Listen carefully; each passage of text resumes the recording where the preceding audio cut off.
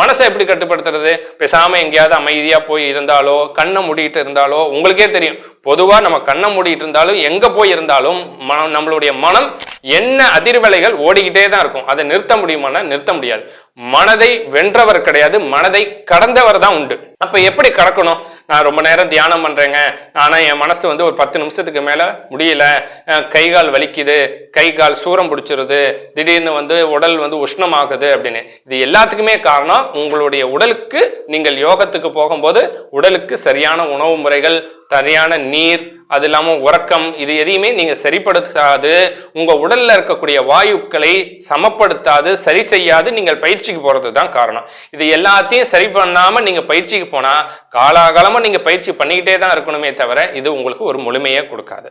அப்ப மனம் எப்படி செயல்படுதுன்னா, நான் முன்ன சொன்னது போல சுவாசத்தின் அடிப்படையில செய்யுது.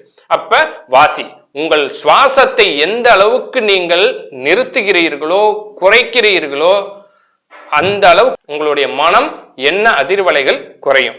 அப்ப அந்த மனதை நீங்கள் கட்டுப்படுத்தணும், கடந்து செல்லணும் அப்படின்னா நீங்கள் இங்கு வாசி யோகம் கண்டிப்பா பண்ணணும். அப்ப அந்த சுவாசத்தை யார் ஒருவர் அடக்கி ஆள்கிறார்களோ அவர்களால் தான் மனதை கடந்த நிலைக்கு கொண்டு செல்ல முடியும்.